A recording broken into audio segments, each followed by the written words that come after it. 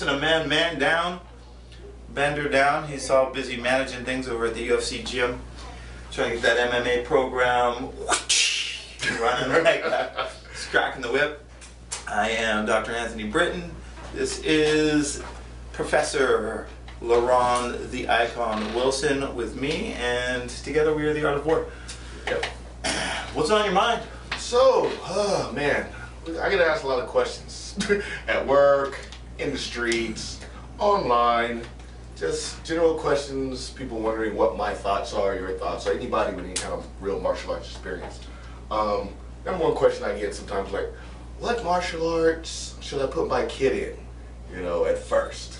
So, usually I'll go with, depending on the age, you know, like they're 4 or 5 or something, I'm like, get them some kind of traditional base along with it, so go judo, taekwondo, something like that. They're more like getting into junior high, I'm like, you know, some boxing, wrestling, get them a little tough, you know what I'm saying, they're guys, you know what I'm saying, but I don't know, it just kind of depends on if the parent's a maniac, you know what I'm saying, and I find it a little odd when like the parents are like, yeah, I want my kid to do MMA. You're like, whoa. Yeah. Like, all right, well, but why? Like, you do MMA. Put your kid should learn to do some forms. Yeah, just you know some what I mean? basic stuff. Like your kid, there's a thing called head trauma. You know what I mean? You could get it. It could be a problem for your kid. You might be compromising their academic future a little bit. Right. But having said that, I started with boxing at age 6. But then my mom recognized that I was punching people, and she put me in judo, which I thought, she told me it was kung fu. She told me she signed me up for kung fu, and we're in there, and I'm like, break fall, break fall. And at first I'm like, what is this big quilted white pajama thing going on? Bruce Lee didn't have no big white quilted pajama thing going on, right? I was like, I thought I was going to get like the kung fu suit, and I was like, all right, well, the uniform's a little different, but whatever. And start learning to fall and break fall and rolling, and back then things weren't like as commercial. right. So we would do first easily 30 minutes of the class was just all rolls and break falls before doing any sweeps and engaging in like any sparring and stuff like that. And it was the end of probably the end of the second or third class. This is how patient I am as a person. I'm a Virgo. And I finally worked up the courage to talk to the sensei, and I'm like, when do we learn how to punch and kick? And he said, this is judo. And I was like, what? I still thought I was in a kung fu class. I was 7 years old, 3 classes in before I figured out it was not kung fu. Right. But it was good. I knew how to fall. Yeah. I fell off my bike, fell off my skateboard. I was falling off everything as a kid. Judo's great. It'll protect your kid. Yeah. Maybe they grow up to be Ronda Rousey. Maybe not, but yeah. But yeah, I think judo's a good base for kids. That's what I'm saying. Taekwondo is because some coordination, some kicks here and there, whatever. You got a belting system, whatever. I mean, that's good, and all those things with the belt system. The importance of the belt system for kids. Kids want to know. They want to know where they're at. Heck, adults want to know where they're at. True. You know what I mean? All you guys out there teaching Muay Thai and saying that there's no way to quantify the levels, that's a ridiculous concept. You're just not working enough. You're not working hard enough.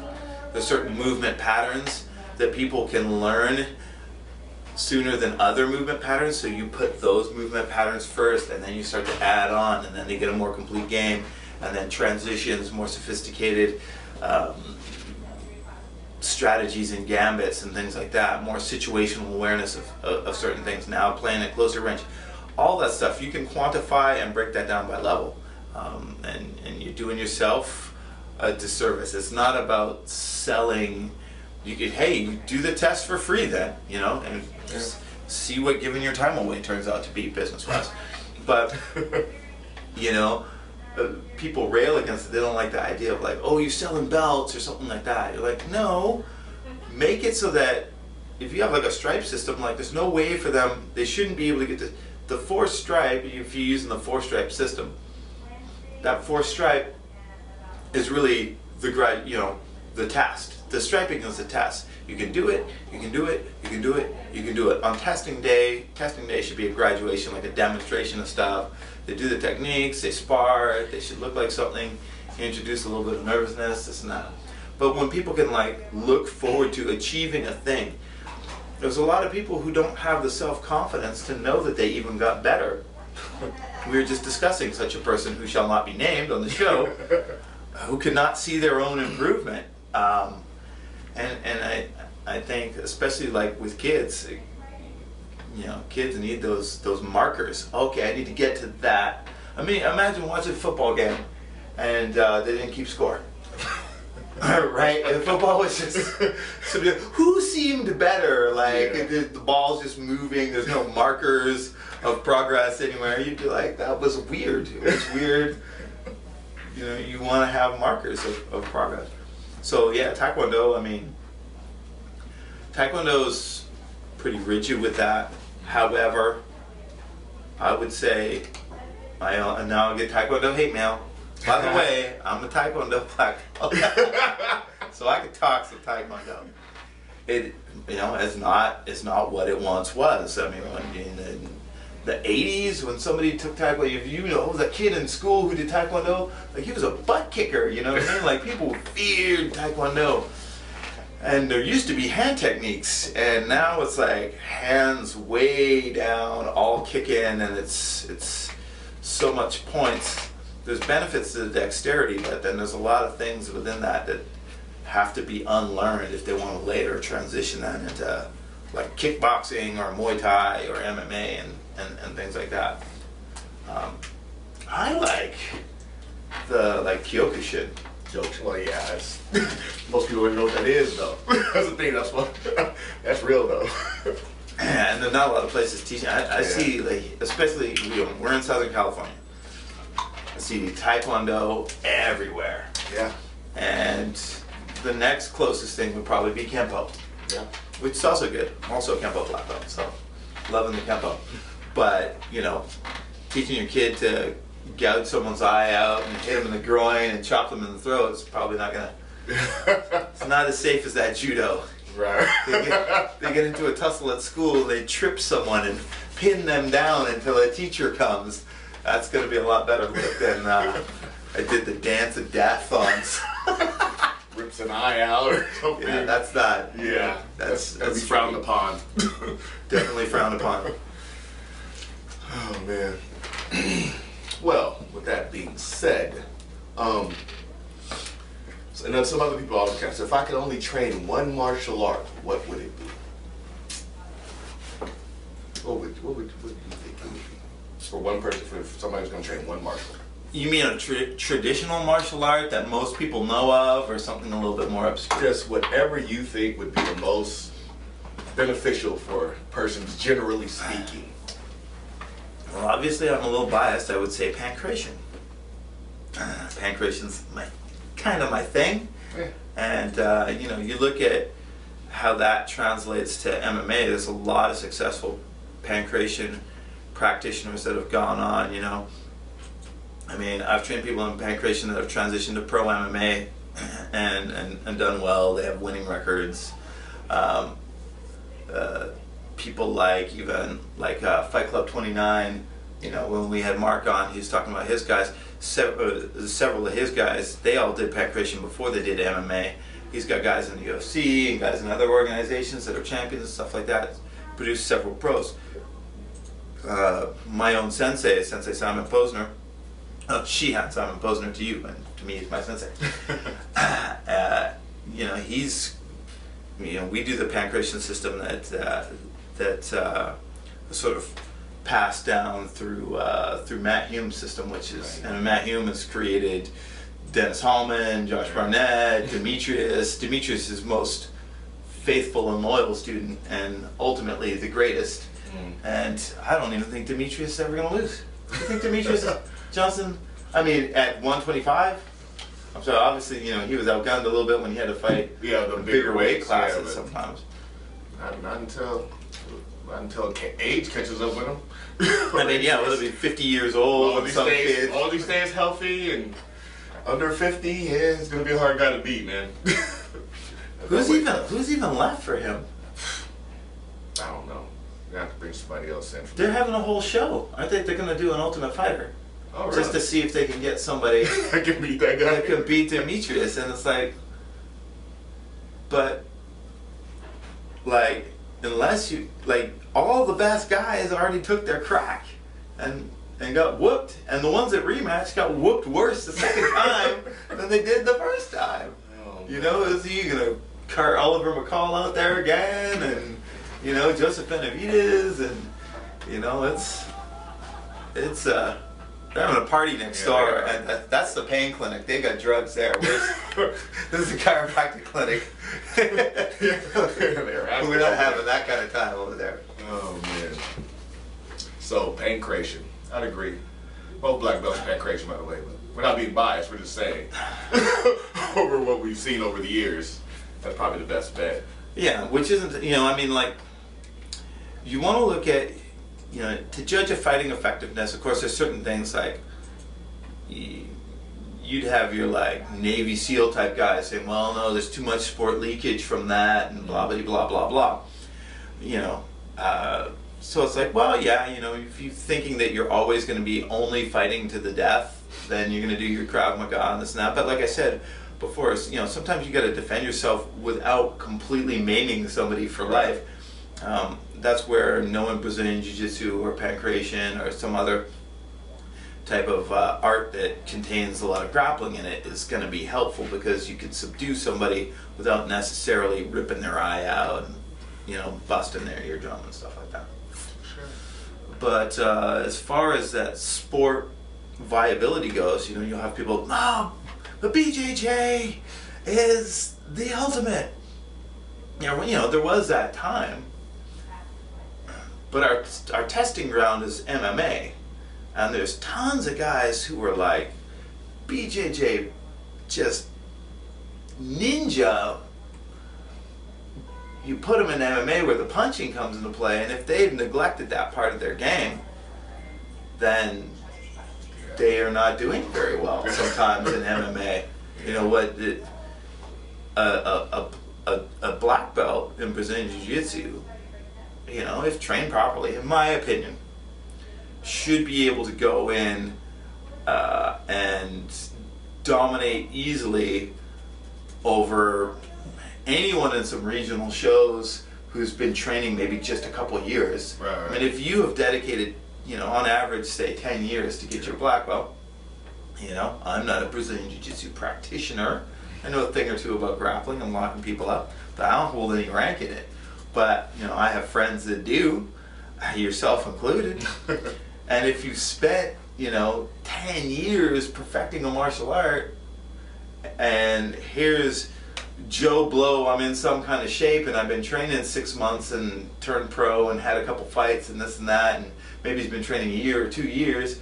How does a guy that's trained 10 years, how can he get beat by the guy who's, you know, in shape and been training maybe 2 years and had a couple fights? Like, that should be impossible. Right. You know? Or highly fluky. Right. You know? But it happens.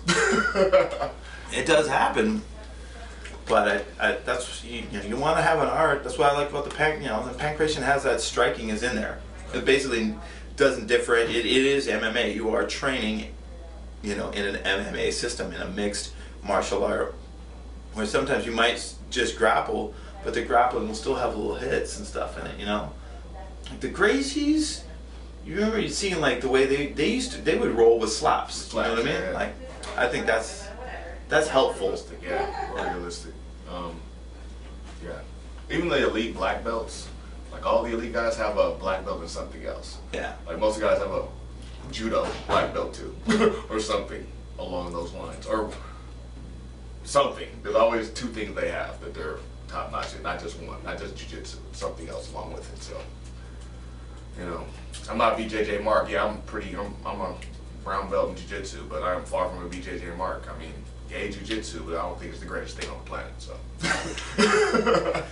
Interestingly enough, what do you think about guys like you see these weird things on it? Like I saw this post today about Brock Lesnar getting his blue belt, yeah. like, or like guys that are like UFC champions, and you're like, dude, you're the champion of the world in the most elite of fighting thing that there is in the top organization.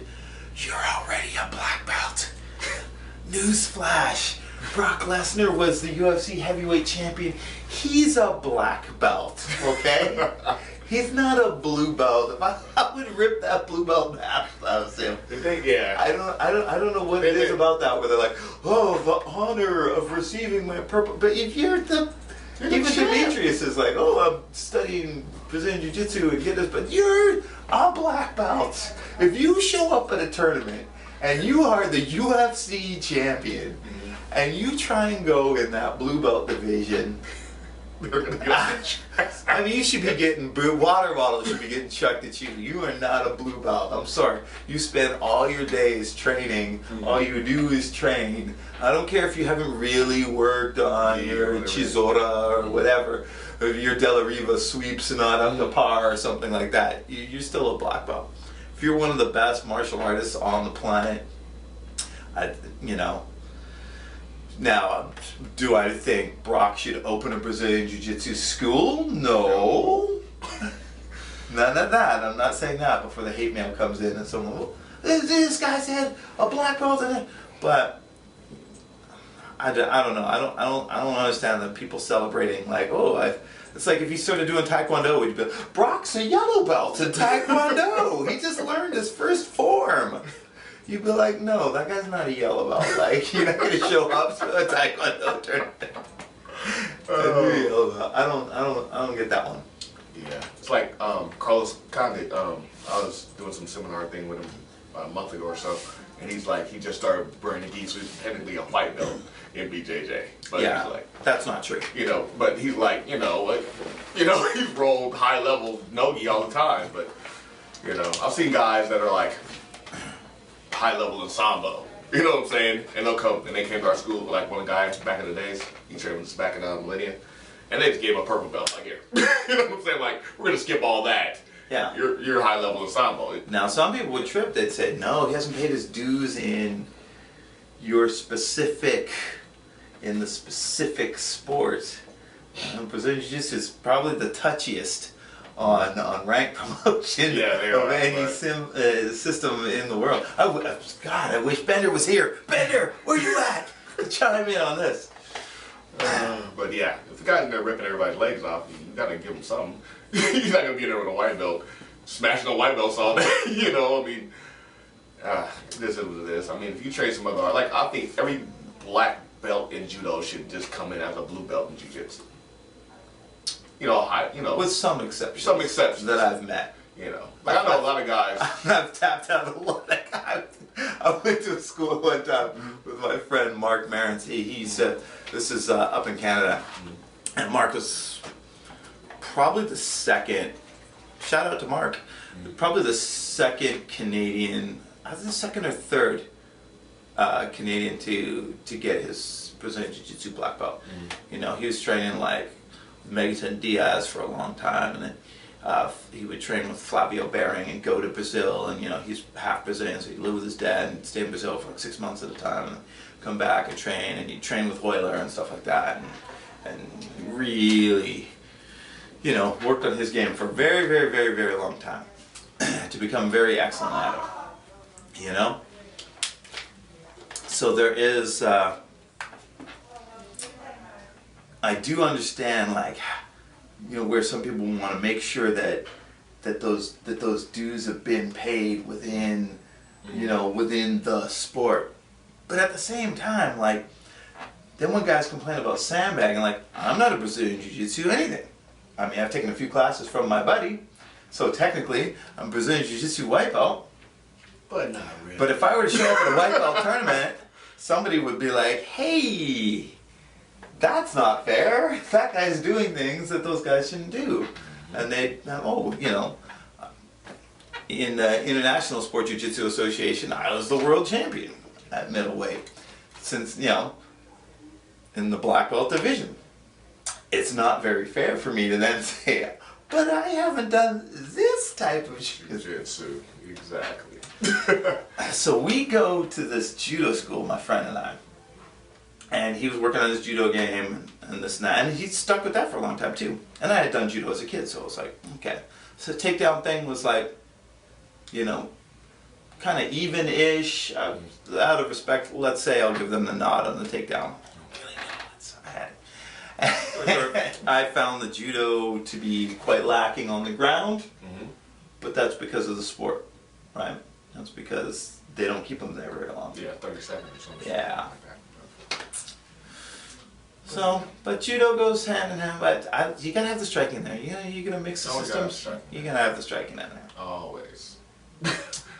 Most fights start standing up. Probably all fights start standing up. I don't know. You could be laying at the beach and the dude next to you says something and then you roll right into his guard or something. Rule of thumb, most fights start standing up. But probably most fights are then, yeah. So yeah. And if you can't get him to the ground, you're in a world of boo-boo. And you gotta have hands. Because kicking puts you on one leg. One leg is not that stable. You know, you gotta have some hands. If you can take care of yourself with your hands and then add the kicking in to complement the hands, or the hands can at least give them something to worry about to really make your kicks much more effective. I like that, personally. That's why I always say, if you're gonna start off in this MMA game, work on your boxing and your wrestling probably the most at first, because that kind of sets the tone. Because you need the hands, and then the wrestling you can kind of take the fight wherever you want. So. Yeah. So, find yourself a place where if you're a little kid, tell your mommy and daddy you want taekwondo or some judo or both. Or both. I don't know why places don't work together more. Hey, taekwondo, judo, work together. Traditional. Save yourself on square footage. Japanese, Korean. You know. Well, I guess. Or any other kind of stand-up martial arts, traditional martial art. Really doesn't matter. Just something stand-up-ish. Yeah. You know. And hopefully not too delusional. Yeah. Like, go research your people before you send them anywhere. To be honest. I like the Hapkido actually. Yes. Hapkido blends nicely. It's like MMA light. Yeah, like MMA light. Yeah, Hapkido's a good one too. Yeah. I mean, honestly, there's probably 10 of them out there that's real good for your kid to start with. But do your research. You know. The most important thing is that they enjoy it, that they like doing it, and that they like going. Because you can't force your kid to go and do something they don't like doing, and they're not going to thrive at it unless they love it. Right. So, you know, if parents are looking to get their kids in, they should take them, they should watch it, they should start off, probably I would do like a private so that they feel like they trust the instructor. It should be a place that has a system like that where the instructor will work just with the kid. There should be assistant instructors to facilitate the class so the kid's not just a body in there, you know. They need positive reinforcement, and then if they have like a nice belt system where that little kid gets a little something to look forward to each month. I got my stripe, I got my stripe, I got my stripe, I got my stripe. Well, guess what? 4 months in, there. Now you can, you can test for your yellow belt or whatever, and most systems will have like, I know Brazilian Jiu-Jitsu is a little different. Actually, they've got those belts for the kids, so in the adults they just have like the 5 belts. But most systems will have 9 belts. There'll be 4 levels to each belt. That's your 36 chambers, Wu-Tang. So, you've got those 36 different little progressions before you get to black belt and start your degree work. And if you can split up the skill set into 36 little separate fragments like that, I think that it creates a nice system, nice flow. People know what to expect. They know how hard they have to train. They know how often they have to go to class. And it keeps the ball rolling. Sure, sometimes people aren't going to develop the talent. Right. And they're like, oh, okay, I'm missing. I don't have that. Guess what? You didn't get that stripe. You don't just get it for putting in time. You do have to have aptitude. And sometimes people get stuck a little bit for maybe a month or 2 or something like that. And, and then you keep them moving. I I don't advocate and I give them a belt just because they've necessarily done the time either, though. Right. When can you start giving belts out? I can give out up What are to my own level. You can give out your own, in Brazilian Jiu-Jitsu you can give out, as a brown belt, you can give out. Up to brown, I think, yeah. Whatever. I haven't given out past blue so far, so. But once you get black, you gotta wait like, I think 6 years before you can give somebody else a black belt. That's good. Yeah. I like so that. it makes sense. Yeah. Makes perfect sense Well, for me. because it would take that. Unless, hold on. What if somebody trained under you so they can get up to your belt or they can get up to the belt below you? Oh, belt below you. Yeah, if they can you're a get up black to belt, purple, if you just got right? your black belt, you can give them a brown belt, but you can't give them a black belt until you've been a black belt for like certain schools. Some schools it's like 8 years. Some schools are like 5. It all depends on the lineage of that school. That's tricky because how long would it take somebody? I mean, what if it took somebody like 8 years to get their brown belt, and then, man, you're telling me I gotta wait? You know, Or you just bring in like their instructor. They bring in their instructor to give you your belt. That's just what usually happens. I think. Yeah, it's the same with capoeira. Yeah. Hey, actually, if you want to get confidence in your kids, find yourself a capoeira school, and you can try that too. Now, that's not, I wouldn't call it traditional, but that is a very interesting style of martial art. I do. African. I've dabbled in the capoeira off and on for like 17 years myself. My producer and partner in crime here, she does the capoeira. So shout out to the capoeira. Your kid will get confident because they'll be doing backflips 50 times a day. They'll become fearless. Doesn't translate so well to MMA though. I've seen it work a couple of times, but rule of thumb, shouldn't be flipping around too much. You leap, you sleep. The rule of thumb. It did not help McGregor in that Diaz fight at all. He was trying to get his capoeira on, and he got wore out. What people are failing to realize in capoeira is very dynamic, and there's lots of movement and spin kicks and flips and this and that. But when you're playing capoeira, somebody basically tags you out like after 30 seconds. So capoeira, for 30 seconds is the deadliest thing, and then it's over. But you're in shape. Yeah, definitely. You think you're not in shape? Just do 100 cartwheels right now. Tell me what your abs feel like. You know, stand on your hands for 20 minutes up against the wall. I did that day one, capoeira cement floor. Damn. Handstand against the wall. Go. Yes, nice to meet you. I'll do this. I hope I don't crack my skull open. Then we went outside down a hill and practiced doing backflips down a hill. Say, yeah, all right. Did I come to the black belt class? Oh, man. What other sports have you played? Sports? Yeah. Track, national champ in college. Football, played arena, semi-pro, all conference in college. Oh, what was your event, like your track event? 100, 200, both relays, long jump, triple jump. You don't look like the long jumper type. Triple jump I could see, those long legs. I hated triple jump though. I just did it to get points for the team. But yeah, see, that's the thing. Like, you can go to the Olympics if you do like triple jump and steeplechase. You got it made. I was Ain't nobody steeplechase. okay. I was like all state in high school, but then after that, I was like, I'm done with this triple jump shit. But That was just all state. but I was all state long jump. But long jump was a little funner. Triple jump was just necessary evil. And then, 200 is probably my thing. Yeah. And relay, I ran the anchor leg and a third leg on the mile relay. And we went to nationals in college every year. And won it 1 year, so yeah. So yeah, I was pretty fast. I did the relay thing myself. Nice. High school though. Okay. And after that, it was like, I don't know. I didn't get the right encouragement though. In Canada, it's different.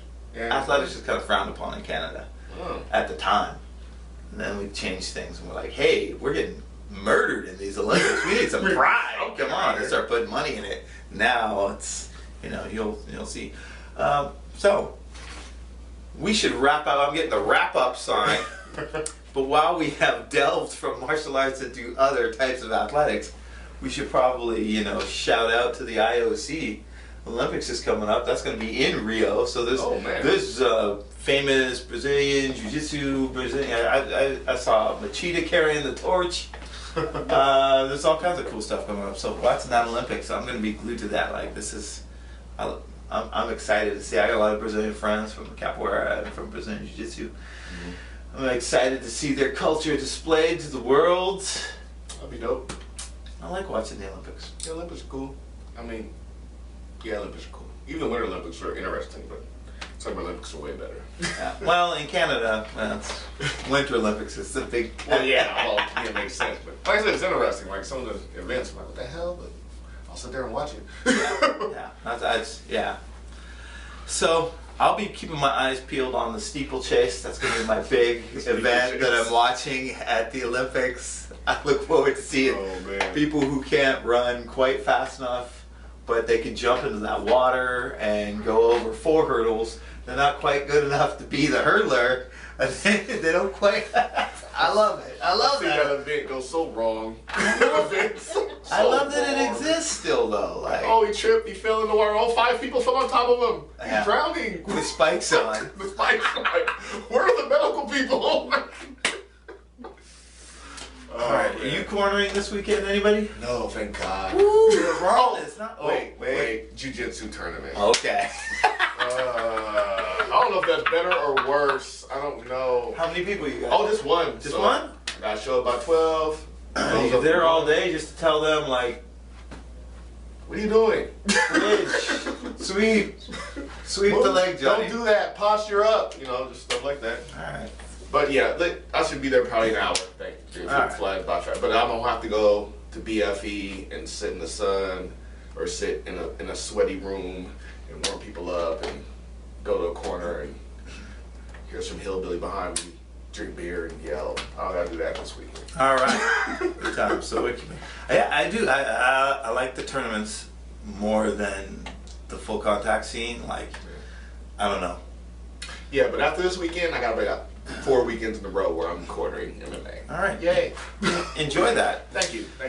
I am not cornering anyone. Lucky bastard. All right. So, guess we're wrapping up. We're wrapping it up. Until next time, Dr. Anthony.